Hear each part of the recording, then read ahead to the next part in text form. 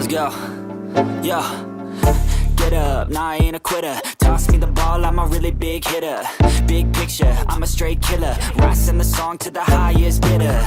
Got juice, got gas, I'ma move fast. New shoes, new tracks, like who's that? I'm new, come back, better than last. Yeah, it's a new me, never gonna look back. I'm never gonna look back. Cause damn, I was built to last. You move slow and I move fast. And that's facts.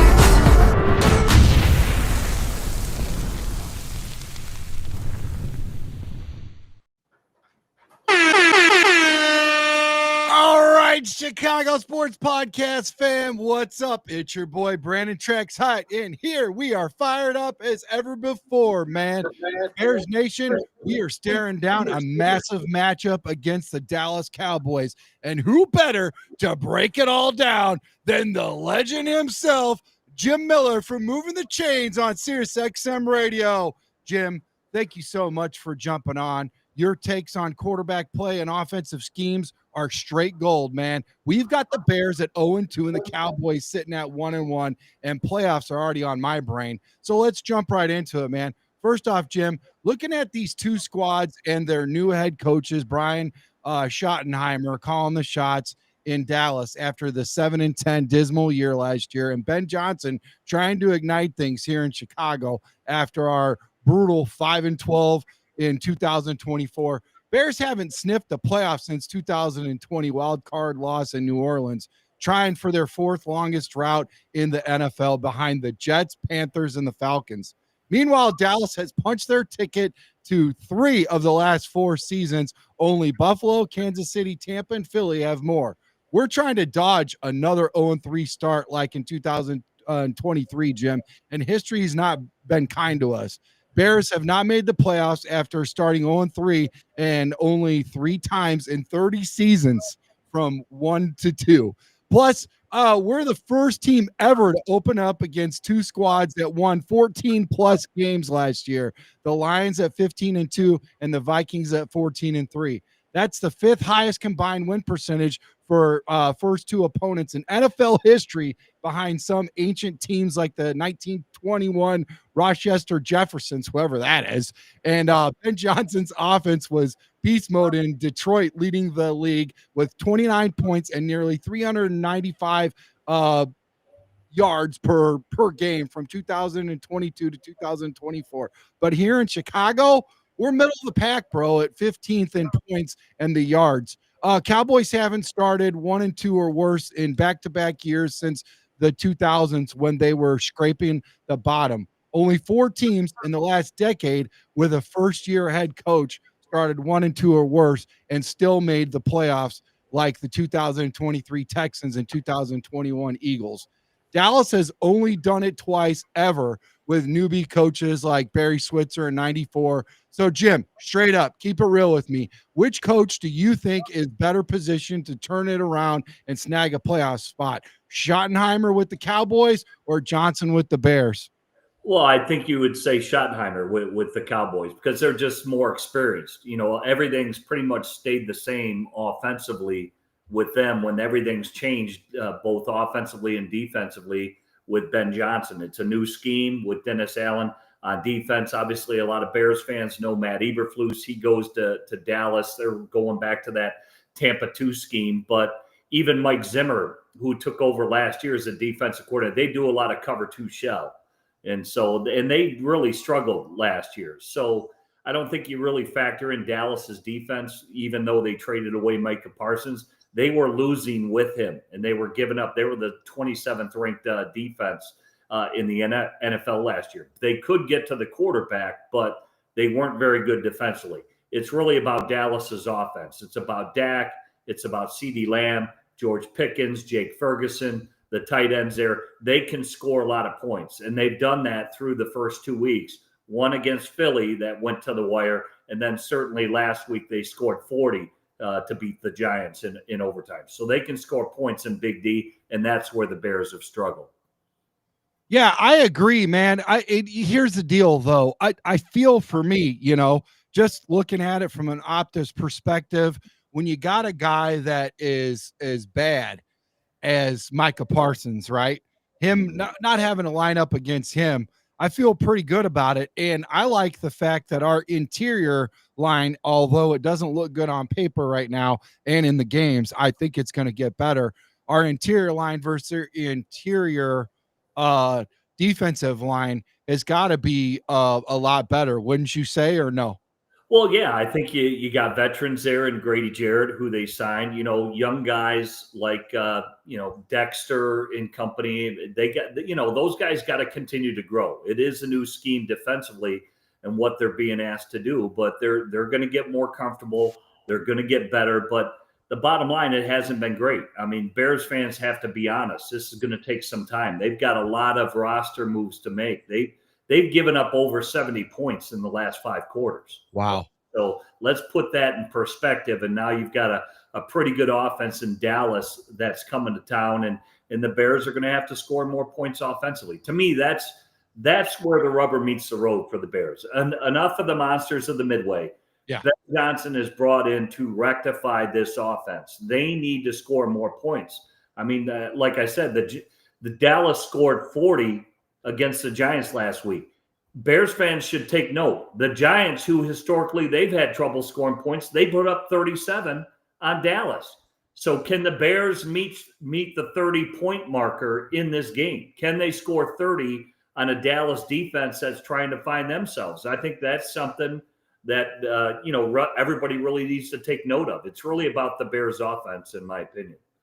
Jim, that's some heavy stuff right there, man. But shifting gears to the Bears side of the ball, Ben Johnson and Caleb Williams trying to sync up against Matt Eberflus's defense in Dallas. Caleb's facing his old head coach, man, who went 14-32 with us from 2022 to 2024 and got the boot after week 13 in Caleb's rookie year where we went 4-8. Now Eberflus is, defensive coordinator in Big D. And there's that drama from Seth Wickersham's book, Americans Kings, where Caleb's dad, Carl, said that the kid basically watched film on his own terms, but Eberflus pushed back, saying that they had structured sessions. So this is only the third time since 1970 a first-round QB faces a defensive coordinator who drafted him as a head coach, like Baker Mayfield versus Greg Williams in 2019, or Rex Grossman versus Dick Duran in 2004. So Caleb stats these first 2 games, Jim, under Johnson, eerily similar to his rookie year, around 62% completion, 2,008 yards per game, passer rating in the high 80s, but he's killing it on opening drives with TDs each time. Perfect completion percentage, over 90 rating at 130, almost 131. Then it drops hard, man, the rest of the game. He's got almost 4,000 yards and 23 touchdowns in 19 starts, close to topping Bears history for first 20 starts behind Trubisky and Grossman. Rome Odunze's been killing it, man. He's his go-to guy, catching all 3 of Caleb's tutties this year already, Jim, matching his rookie total with career highs last week. But DJ's got 8 grabs and Luther Burden's quiet so far. Dallas's D under Eberflus, they're giving up nearly 300 passing yards per game, third most, almost 31 points, tied for 5th most, and they're leading the league in deep pass yards allowed.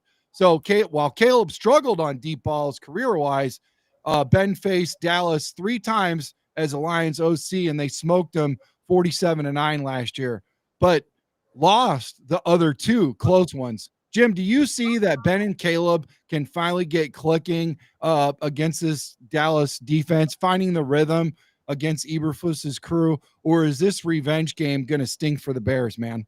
No, this should be a good game for the Bears to get things going offensively. You mentioned all the explosive plays Dallas has given up. They're vulnerable in a lot of ways. I mean, that happened last week against the New York Giants and Russell Wilson. He was throwing balloon balls all over every place to Malik Neighbors for touchdowns. So the Bears should have a lot of good opportunities. I think what you said in all those great stats that you just pointed out, the Bears look good under their opening script. All right. Things that are laid out. Hey, guys, here's what we're going to do the opening drive. And I think everybody follows the script to a T. It's when the Bears go off the script that everything starts to deteriorate. So for me, as a former quarterback, I think Caleb has been awesome in those first drives, right? He's got command. The ball's coming out quick. The timing, the rhythm, play action pass, everything's been great.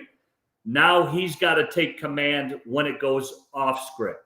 All right, take command of the huddle. Get guys going like Darnell Wright when he has false starts on first down. That leads to a 1st and 15 and sets everything off schedule. I think that's where everything is deteriorated. And that's not all on Caleb, but Caleb being in charge of the offense has to keep these guys aware. I think it's pretty evident now that Ben Johnson was really screaming about the practice habits of the Bears, and you do. We are creatures of habit. You practice like, or you will play like you practice. And if you're just nonchalantly, going through practice, there needs to be an intensity level. You've got to be locked and loaded, mentally locked in of what your assignment is and what you got to do so that you can perform in the game much like you did in practice. And so to me, if you're preparing accordingly, the game should be easy because you're prepared for everything that your opponent is going to show you, and then you just go off of that. And so you shouldn't have those type of mistakes that set your team back. So I think you see when the Bears are challenged in a new offense and they're not executing at a high level, they hurt themselves offensively, and that can't happen. You're never going to win games like that because they're just not good enough to do it right now. So again, I would tell Caleb, have that intensity, that first drive, carry it over, that command demanded of your teammates for not just the first series, but certainly the entire duration of a 60-minute game. They've got to be better than their opening script. I agree. I mean, we need to see all 4 quarters of football. It's just been ridiculous. It was like last year, it's the opposite. Now we get we get the beginning, but we don't get the finish. Last year we didn't get the beginning, but we got the finish. Now it's just we can't put it all together. We need a full script, and I'll tell you what better way to put it all together on Sundays or really any day, as long as you're not at work and you are drinking responsibly, okay? Because we want to go ahead and put that out there, okay? And make sure it's not too early in the morning with El Bandito Yankee Tequila Company, folks. Yeah, that's right. So, friends, the start of the NFL season means it's time to break out the Bandito. El Bandito Yankee Tequila, the official tequila of game day. 100% blue agave, all natural and so smooth it's criminal. Try the award-winning Blanco Reposado Anejo and the new high-proof Plata 47. Get your bottles at Benny's, and for the recipes and more places for purchase, go to elbanditoyankee.com, man. So, yeah, that's good stuff right there. I'll tell you what, while we're taking care of business every day, look at this right here, folks. This is unbelievable. So check this out. We were excited, Jim. We were like, opening up Christmas presents, Christmas morning. We're like, whoa, we hit 5,000.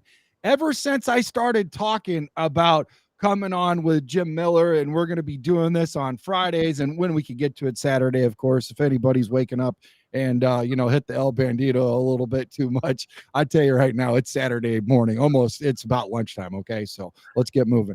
But we were like around 4,000, and we were getting all jubilant and stuff. We started launching this really cool free jersey giveaway, and I've given away like 4 of them already, Jim. It's like crazy. Nice. I'm getting rid of them like hotcakes. I mean, we got to slow down. I'm giving away too many jerseys. So check this out. We were at 4,000. We're knocking down 5,000's door. Then we hit 6,000. Now we're only like 50 away from 7,000. Trax has got to send another jersey out, guys. You guys are killing me over here. We're at 7,000 subscribers. Last year, we were right under 1,000. Jim, you're a lucky rabbit, in my pocket, dude. I don't know what's going on, man, but ever since I met you, bro, it's been, like you said, all gas, no brakes, baby. That's right. Well, I got to celebrate. I got my tea here. I may have put some El Bandino in there a little bit. So, congratulations. I'll tell the folks. I'll tell Chris Chelios to send you a bottle for that one, buddy.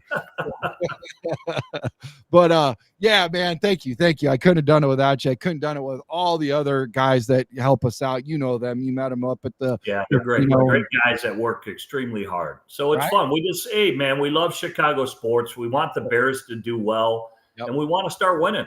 I think everybody's in this on the same boat together. We need to see this team win.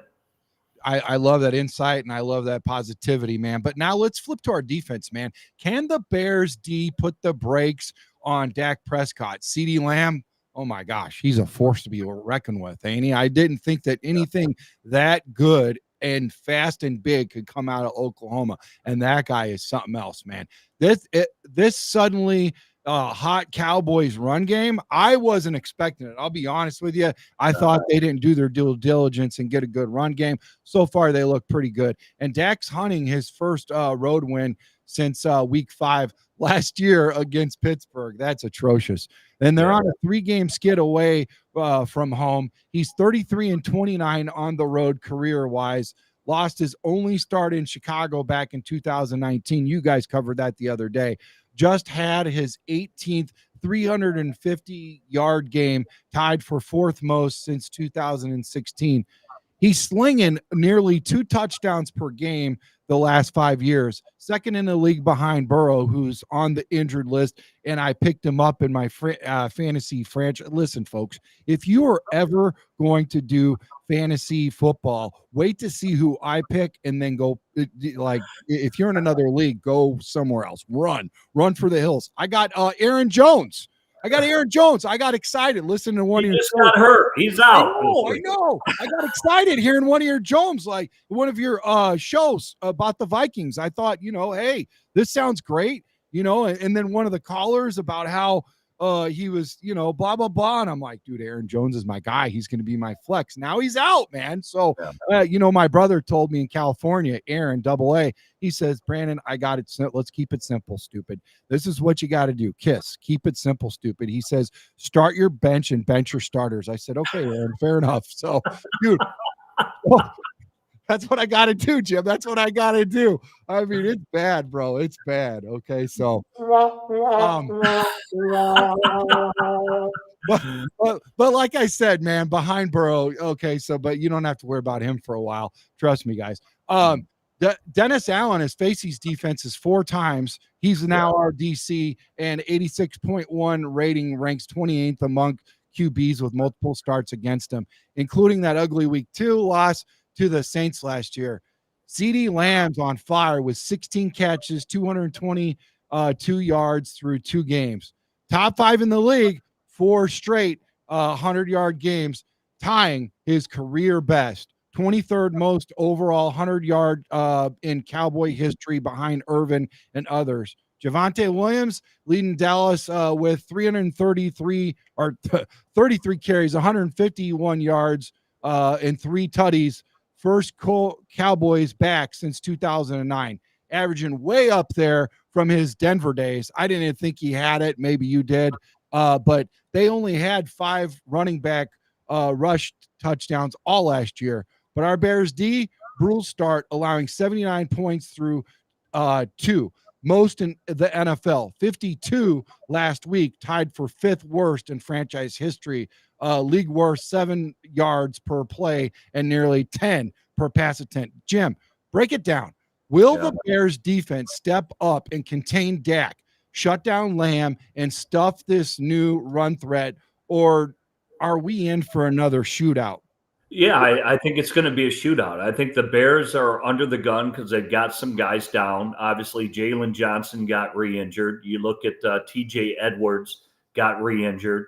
I do like Noah Sewell. I think he's an up-and-coming linebacker, but he just hasn't played enough. I think we saw, you just brought up Aaron Jones. He got exposed on that wheel route to Aaron Jones week 1 in the loss route to Minnesota. So that's what Javonte Williams can do. To me, Javonte Williams, who they picked up from Denver, he's recovered from his ACL. He's a good back in space, and plus he can run with decent power inside. Dallas has good skill position players. As you mentioned, CeeDee Lamb, they pick up George Pickens, the tight end position, Jake Ferguson is coming on, Williams, who I just mentioned, and Dak is kind of like a point guard. He's good at distributing the football to all these weapons, especially CeeDee Lamb, who is targeted. But with the Bears' injuries, like I said, on defense, which to me, their secondary is their strength, and now they're down. And hopefully, Gordon will be able to play. That will allow the Bears to maybe potentially blitz a little bit more, give the Bears defense more looks to kind of confuse Dak. But I think this is going to be another high-scoring affair that, again, it's going to put a lot of pressure on Caleb Williams and the Bears offense to match point for point. Yeah, and don't they have some offensive line injuries too? Isn't there? They do. They lost Cooper Beebe, their center, but they just paid Tyler Smith. Tyler Smith has played both left tackle and left guard for them. He's now the highest paid guard in football. He's a really good player. Yeah. Tyler Guyton is a first-round pick. He is now their left tackle. He got benched last year, but he's starting to come on a little bit. They drafted Tyler Booker. This guy's a good power right guard, in my opinion. So to me, Dak is far enough along. I call it negotiating, where you can negotiate things as a quarterback. They're not settled in where they should be, but they are first-round draft picks. Like basically 3/5 of the Dallas Cowboys offensive line are first-round picks. So historically, they've treated their offensive line tremendously and really dominated the trenches. These guys are just all young. It's going to take a little time, but they are good players. They just need to settle down a little bit. I tell you what, I thought I read something where Guyton was injured, so I don't know if that's that's going to hamper him from playing all together, or that's just something he's just going to play with. Who was that offensive lineman? I believe it was a guard, played for LSU. He was pretty good. Didn't he have behavioral issues, and then they drafted him late, and he could have been a first-round draft pick, right? Well, no, are you going back already to Lyle Collins? They signed him this offseason, but they ended up getting rid of him. Yeah, Collins. Yeah, that's what I'm talking about. They go to back up your point earlier about how the Cowboys just seem to find a way to get these offensive linemen, man, and that was questionable. You know what I mean? That was a questionable, and I'm like, I don't know if it's gonna. And they struck gold with that guy, man. They did. Well, he had the off the field issues, and nobody, there was an off the field issue apparently that was pretty serious, where no team wanted to draft him, and he was cleared of all that. Technically, a team probably should have drafted him with a compensatory pick. But Dallas ended up signing him as an undrafted free agent, but he was expected to go first round, and that did not happen. He still got a really good contract, played well for Dallas as both a right tackle and right guard, has since bounced around the league. Dallas had him in camp this offseason, and ultimately, I just don't think he was healthy. They ultimately had to release him. But if you look at Dallas's offensive line right now, like I said, Tyler Booker, who they drafted this year, he's a first-round draft pick. Tyler Smith, their left guard, he's a first-round draft pick. Tyler Guyton, who is healthy and will play in this game, he's a first-round draft pick at left tackle. Cooper Beebe, who is out, their center, he's a second-round pick. So they historically have invested heavily into their offensive line. Right now, they're just a little bit banged up, but all those first-rounders will be in there and playing against the Chicago Bears. And talk a little bit about what you think Grady Jarrett, coming back could potentially help us out. Like with your expertise, do you feel like a solid defensive line can make guys that are not as Jalen and Johnson-esque look better, play better because of that pressure? Is that a possibility for us, or am I a little too hopeful on that? Well, no, I just think Grady Jarrett brings a level of professionalism. I think Dennis Allen said it best. He does everything the right way. And I brought this up about Dabo Swinney when he played at Clemson. Dabo Swinney said if he were ever to start a team, his first player he'd ever want to sign or draft is Grady Jarrett. Wow. Why? Because he leads by example. He does everything right in terms of how he conducts himself in the locker room, the meetings, how he prepares himself, how he practices, how he brings along his teammates. So he's He's a builder. He's a builder, a foundational player that will build your program with a bunch of guys to show them and lead them how to have success. It's in the early stages. I do think it's a great signing by the Bears. Grady is up there in age. He's not the player he once was. He's still a very good player, and he'll bring along a lot of the young players that the Bears have, whether it's Javon Dexter or Shamar Turner, who they drafted in the second round this year. Young defensive linemen that probably could have a good veteran experience and a guy to just bring them along and get them a little bit better in terms of their play and preparation. Now, you and Pat said he's back, right? Shamar, is he a healthy start, or is he full I don't know if he's back, if he's a healthy scratch, or if he's back entirely for the Chicago Bears. I believe, he's over the injury history that he had. Yeah. And so I believe with where the Bears are, they need to play a lot of the young players. Those guys need to log snaps, whether it's Loveland, the tight end, whether it's Shamar, whether it's Ruben Hippolyte on special teams, Kyle Monungai. All those guys at some point should get playing time, in my opinion, because you haven't won. Those guys, you need to get them on the field, and they need to log valuable reps that will prepare them moving forward in their NFL careers. It's interesting that you say that, because you had a lot of veteran experience, and you would think that a veteran would think of it a different way, where you would want the veterans to play first, with respect and all that, and time on the field and whatever, and then work your way, earn your way. Well, why though? If all things are equal, you should always play the young guy. I've said it. The Bears have been losing with their veterans. Oh, okay? Yeah. So it's not working. So they need to find a group of guys, young guys that that are going to build something into the future. Like Pete Carroll, like I said, out of there at Seattle, he had 276 roster moves his first 2 years. He was just rolling through the guys of what he was looking for. And I think there's going to be a level of accountability from Chicago. That's just the first arrow that Ben Johnson just, drew from the bow, of how guys are practicing. It's a reflection of how you play on Sundays. You watch, there's going to be a point here in the near future, say after this week 3 game, hey, you're kind of playing like you practice, and you may need to sit the bench, and we're going to put in a young player to see what he can do and see if, the level of play is better from that standpoint. And those are the decisions that you have to make as a head coach, because clearly the coach isn't happy with how they play. Their habits have transferred over to the game, and that can't continue. Speaking of transferred over, before I get into around the horn with you really quick, to tell me if you feel we got what it takes at each situation here with each person on the staff, I want to get into this. Are we done with this guy? Are we moving on, or is he still where are we at with Braxton? I don't know. At some point, I would think that maybe Ozzie Trapillo or Amagaji would have some opportunities. Obviously, they felt Braxton was the best bet here coming in camp. I was under the understanding he was still hurt a little bit, because it seems like he can't anchor. I don't think he's been the ultimate reason why they've lost. I think he's been serviceable. I think he's been exactly who he is. He's been a starter who's serviceable, who does his job. He's not dominant, but I don't think he's been the reason why they've lost. But again, at some point, they're going to have to address their left tackle. And so I think Amagaji, they like his measurables. They like where he's at, but he hasn't been healthy. So there hasn't been an answer better than Braxton Jones as it sits right now. And I don't know if there still is an answer this season for the Chicago Bears at left tackle.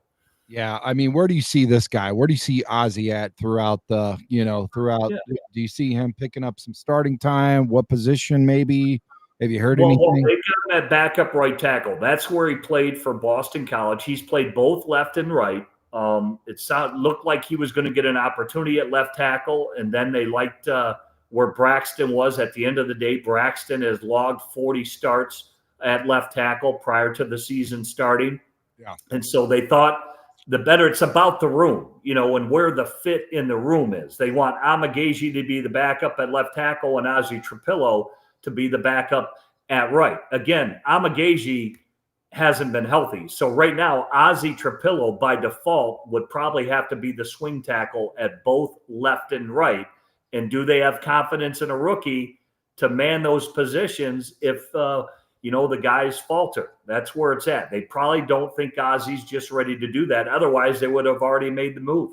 Wow. I mean, is it a reach for picking him up that early, and where this is where we're at right now? I mean, to be continued. I hope for the best. It sounded really good, especially in preseason and all that. And he's a tough guy. I talked to Bill O'Brien, the head coach of BC. He loves him. He's a tough guy. He knows what it takes to win. And I think Dan Rochar, the offensive line coach, if it comes time where he has to play, he's got to play. But they'd like him to mature a little bit more. It's never easy to throw a young rookie in there. I remember another Boston College player, Colombo. Marcus Colombo. He just physically wasn't strong enough. And then we lost our left tackle, Blake Brockemeyer, and Colombo was thrown into the fire, and he was not ready yet. And then he ended up tearing his ACL. He dislocated his knee because he wasn't physically strong enough yet. And, that happens. But you don't want to throw him in there too early. And so they don't feel he's ready yet. And when they do feel he's ready, I think that he'll play. And it could be decided out of the poor play of guys ahead of him, or just they're ready to make a move and they feel he's ready to play. I got you. Now, what about this guy? I've heard you bring his name up a couple times. How do you feel where we're going to be at with this guy? You think it's hard to tell, right? He hasn't taken. So, he hasn't. He's been hurt. He hasn't done enough, in my opinion. So, there's another, to me, again, with the team that's losing, to me, a lot of the young guys should be playing.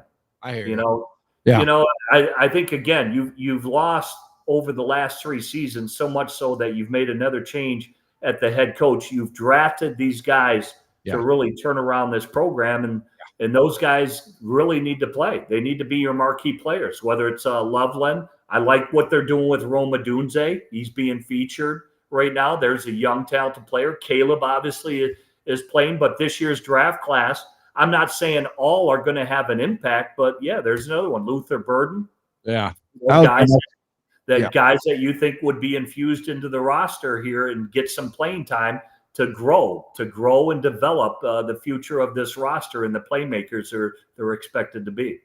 Now, listen, I'm not trying to, put anything extra on and not trying to steer you to where, this is insider or whatever, but do you feel like if this guy finally comes out and shows us a little bit of flash, a little bit of promise, that a DJ Moore trade could be possible? His name keep getting brought up a lot. I'm sure you've heard about it, Jim. But it might. Well, if the win totals aren't there come trade deadline, there are going to be teams that call the Bears, say, hey, what contracts maybe are you looking to dump right now? And there could be some contracts later in the year where if the Bears are eliminated from the playoffs, that they may be looking to move on. Because like I said, Ben Johnson, they still have a lot of roster moves to make.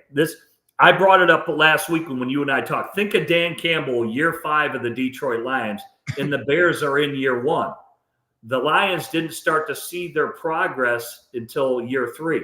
And that's typically what it's going to take. They got the roster right of guys that they wanted, laid the foundation. This is what we want: offense, defensively, special teams. These are the core guys that we're going to, base it upon. And I think the Bears are still in those infancy stages. So I think you're right. I think the Bears will get a lot of calls, about players, whether it's Brisker and other young players that are on the Bears that maybe they don't fit your scheme right now and you're ready to move on from. And the Bears will continue to make their moves and acquire assets.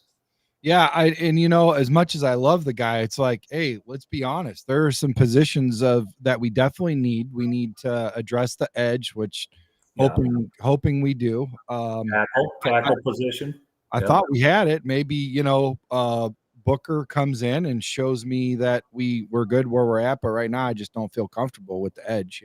Yeah. Especially when the ops goes out and gets Micah and gives me nightmares right now. Geez, oh Pete's, man. But here's the deal.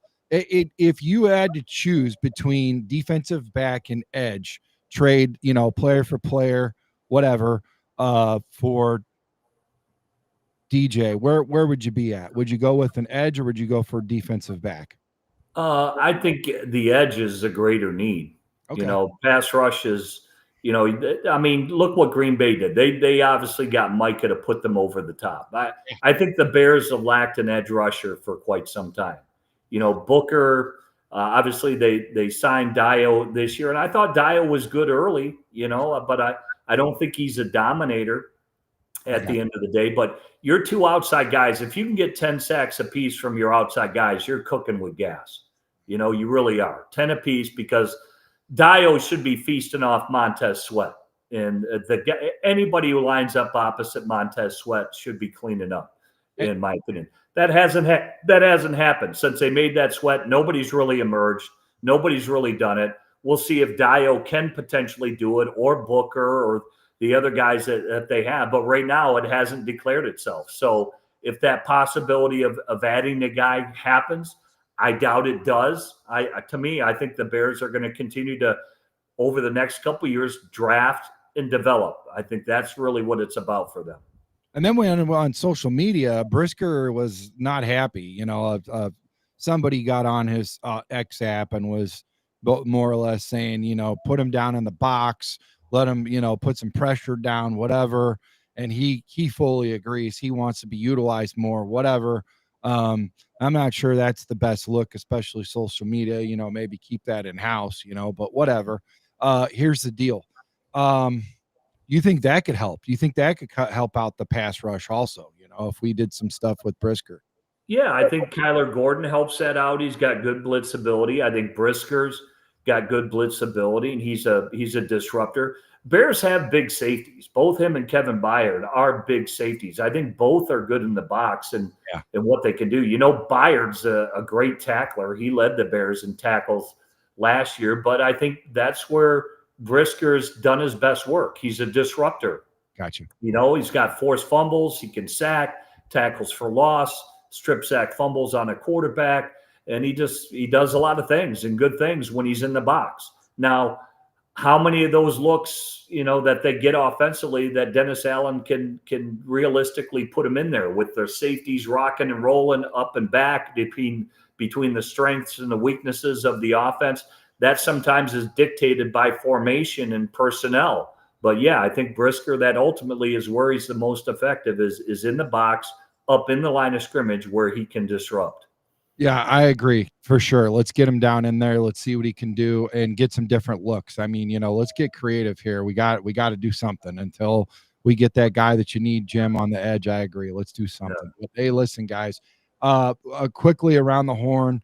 I know I got to let you go I got you about maybe 10 more minutes tops, but check this out. I want to know this guy really quickly. Is he our guy? You think we got the right GM in the building?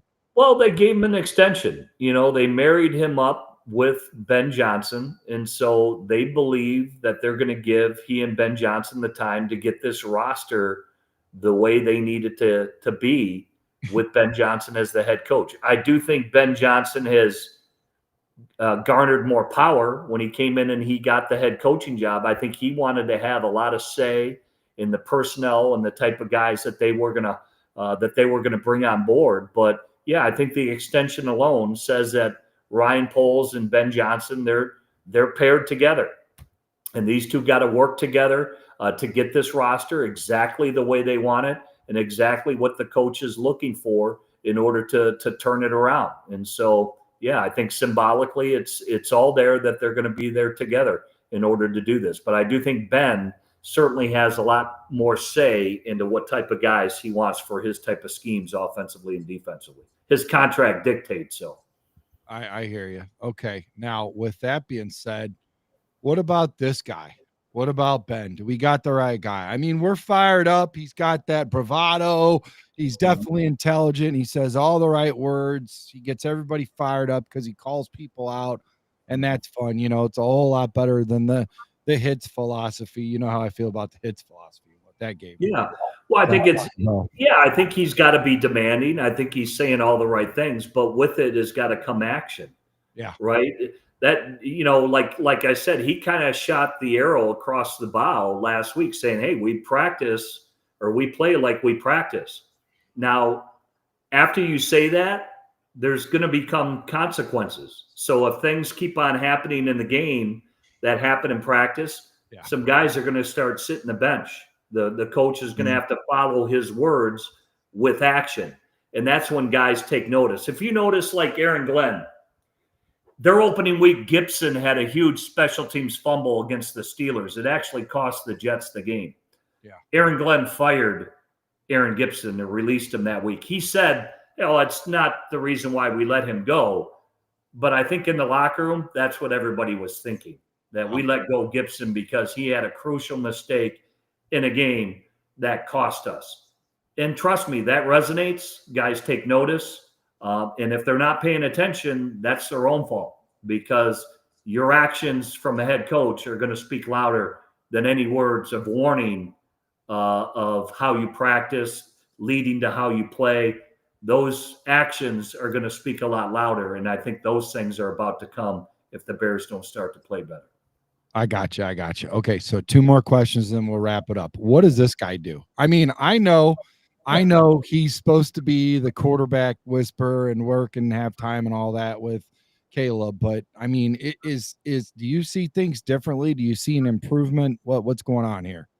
Yeah, I think for Caleb, I do see him going through his reads. I do see his footwork has cleaned up. I did like his under the center stuff. I think is cleaned up a lot in terms of his timing and his rhythm, but there's a ways to go.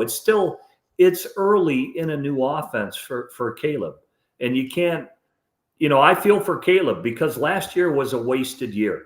It really was. I mean, it was a disservice of how he was coached and how he was brought along and the steps that were missed. And I do think Ben Johnson and his staff, from all the offensive coaches, are diligent about what they expect their position coaches to do and how they're teaching the quarterbacks and what they expect. And I know Ben Johnson is very detailed in that respect. And Caleb is getting, he's learning it through a fire hose.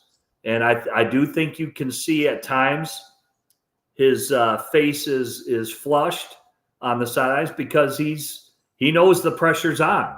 And these coaches are putting the pressure on him to perform better. And what he's got to do, what he's got to execute, what's expected of him. And I think Caleb is, he has shown that. I think it is going in a positive direction. It's just not happening fast enough for all the Bears fans that are out there. And so, listen, I know you are a world-class athlete, football, could throw the rock, great at baseball, MLB, all this cool stuff. But I'm going to talk a little something, about basketball. And here's the deal. I kind of want to know what's going on here with this freaking team, because when you look at it from a perspective of playing with a guy, I'm just talking about like playing with Jimmy, playing with not you, Jimmy. Let's playing with Billy. There, let's talk about Billy. Billy's in the backyard. You're shooting, and this guy, all he wants to do is chunk it up and throw the deep 3-pointer, and like you're wide open, you're right underneath there, quick 2, let's get the baskets. You already know I'm going with this. Mm-hmm. I feel like Caleb always wants to get the chunk plays. He wants to put the cape on, throw the deep ball, and just make something magical happen. And it doesn't have to be that way, because all the way down the field, consistency, yard after yard, first down after first down, at the end of it, if you get that touchdown, that's all that really matters. I feel like he's hardwired, like he has to go get that big play. I hope at some point he's not like, Billy that just wants to drop the 3-pointer all the time, I mean, I'm with you. I think Declan Doyle talked about it in the, what was it? The Bears Fan Fest, and Caleb's out there and he's making his wild plays on scrambling. Everybody knows he's good at that stuff. Okay, he was able to get away with it in college football at USC, where he can do that. Yeah. In pro football, you've got to play with structure. You've got to play with discipline. Yeah. There's an offense that you have to run, and everybody says, "Oh, he's not a game manager." Every quarterback has to manage their offense. It has to perform a certain way, and it has to be executed a certain way. If you start going outside of those rules and just doing your own thing, it's like an episode of Sesame Street, right? We got 2 boxes here. Remember the 4 boxes? Yeah. Which one of these guys is doing his own thing? And it doesn't work. It's about all the 11, that what you're trying to execute, and there is a certain structure and discipline of why you do things in order to, time of possession and run the clock. And, it's a strategy in a game to play keep away sometimes that Caleb is going to have to do. And in order to do that, you've got to play within a discipline, within a structure of every single play. And it can't just be backyard football, well, like you said, where you're putting your cape on and you're out there just winging it. It's just not going to work at the end of the day. Yeah, it's not Madden football. Yeah. Okay, come on, tighten up. But here's the deal. I had a couple more, and we'll try this next Friday. But there's a couple guys I wanted to go over, but we gotta, like I said, wrap it up. We'll get into that. So, guys, that'll give you a little appetizer. We're not going to give away all our 11 herbs and spices right now. We'll keep a little something for the next lunch that we have here. But yeah, man, I'll tell you what. Everybody, make sure you get on Chicago Sports Podcast and enter in for a chance to win a jersey of your choice. Okay, one winner will be chosen monthly. We're almost that time to get another one chosen. Again, like I said, we're almost up at 7,000 subscribers. So thank you guys, everybody. Make sure you check us out on XApp, Instagram, Facebook. We're everywhere, folks. Jim, like I said, man, absolute fire as always. And thanks for dropping knowledge on all of us, me especially, about our Chicago Bears versus the Dallas Cowboys, the NFL playoffs chances, Caleb Williams' growth, Dak Prescott stats, CeeDee Lamb streaks, and that Bears defense struggling. Bears Nation, make sure you hit that subscribe button and hit the notifications, and let's roar into week 3, man. Jim, final prediction. Let me know what you think is going to happen. Yeah, I think it is going to be a high-scoring game. Dak does struggle outside of the NFC East, but he shouldn't be struggling against this Bears defense. It's not 100%, so I think the Bears got to really try to match Dallas point for point, and I don't think they'll be able to do that. I think Dallas wins this one. It'll be like 33-27, 33-24, something like that. Okay, so it sounds like we put up a fight, but we might be a little short. Hopefully we get the win. I know you want it, but you're just speaking, logically here. Meatball Express, I'll turn it around. I'm going to say 28-24 Bears. So we're going to take advantage of getting all them yards that Cowboys are willing to give up. I think they're ranked like 27th or 28th. Yeah, they're terrible. So check this out, guys. Jim Miller and I will be up there, Lord willing, we'll see you before then, but if not, we'll be up at Wind Creek Casino. The beautiful people up there at Wind Creek, Chicago, Southland. We'll be there for week 6, week 9, and week 11. They gave out amazing hoodies and hats and all kinds of laughs and smiles and good times. There was a guy dancing, and oh man, it was a blast. Didn't we have a good time, Jim? It was great. Wind Creek, really, what a beautiful casino and a great place to environment to watch a game. And I predict that week 6, that's where the Bears get in the win column, man. Okay. They need some payback on the Washington Commanders, and I think that's the game the offense gets going. You've been saying that. I would say up until the Ravens, I think we're going to streak and win out except for the Ravens. But I like how you keep me grounded, so I won't get too in over my skis, And this is, I'm drinking water with the Mayo or Mio Splash. So sponsors, if you're listening, we love that. You got Cheliosis tequila in there. Who are you kidding? Come on. So yeah, but I will be up at Bridges Scoreboard tomorrow at 3:00. We're gonna have the pregame show, and then we're gonna kick it off. We're gonna do play-by-play commentating, giving away a lot of cool stuff. Jim, I think you're doing the post-game conference with Fox 32 Chicago, right? Yep, sure will. Yeah, dude. Awesome. Awesome. I love his takes and everything. And Jim, as always, thank you so much for coming on with us, and we'll see you next week. And everybody, love you guys. Thank you for everything, and bear down. Go Bears. All right, Brandon. Good to be with you. Yeah, you too, brother. See ya.